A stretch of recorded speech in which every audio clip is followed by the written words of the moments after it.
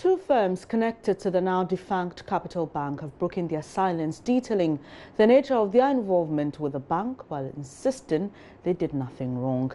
It has also emerged that a number of Bank of Ghana officials found to have been involved in making decisions that led to the collapse of a total of 7 indigenous banks over the last year have been transferred. Here's a News Desk report. The first company cited in the Bank of Ghana Examination and Inspection Report secured by JoyNews is IFS Capital Management Limited, which got 23.9 million cedis from Capital Bank. The amount, the report noted, was taxpayers' funds from the central bank meant to keep the financial institution afloat and not for the payment of debt. In a statement yesterday, IFS Capital explained that the payment was in respect of accumulated debt owed IFS Capital. It said the payment was made following a petition to the Financial Stability Department of the Bank of Ghana. It asked there was no wrongdoing in taking the necessary steps to recover the debt in the interest of their depositors. Another firm named in the Bank of Ghana report is All Time Capital Limited. The All Time Capital Limited got 130 million cedis of Capital Bank's liquidity support. Founder of the bank, Ato Essien, had told the board that the placement of the funds with All Time Capital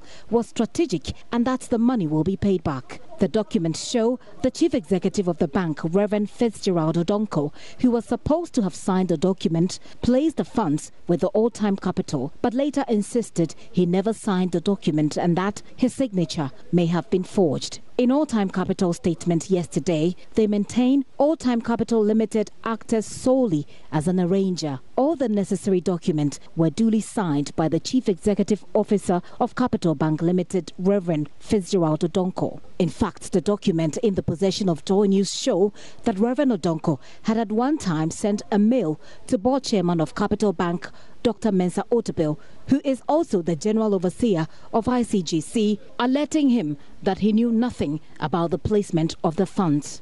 All Time Capital further explained that in 2015, they received a mandate to raise funds through issuance of a commercial paper.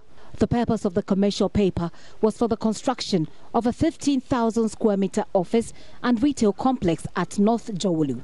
They state categorically that, quote, for the avoidance of doubt, at no time did Capital Bank Limited nor Mr. Ato Essien place any strategic funds with All Time Capital Limited. Further, Mr. Ato Essien is neither a shareholder, director, officer, or an employee of All Time Capital Limited, unquote. As the scandal rages on, it is now emerging that some officials at the central bank have already been sanctioned. Nana Otuo Echampong is a banking consultant. On Monday, Osei Jesse, did admit that there were regulatory forbearance and there were issues that should have been done better. But with the benefit of hindsight, it wasn't done that way. And because of that, they've made changes. Within the last week, over 10 people have had to move places. From where? Within the bank. BOG. Within BOG. Chief Executive Officer of Dalex Finance, Ken Thompson, says the latest revelations must trigger prosecutions. Ghana is a democracy and they should be put before a court of competent jurisdiction. If they are found culpable, lock them up, take the key, and as sure as the Odo River, as night follows day, the Odo River will flood, and throw the key in the river. That's all we should do.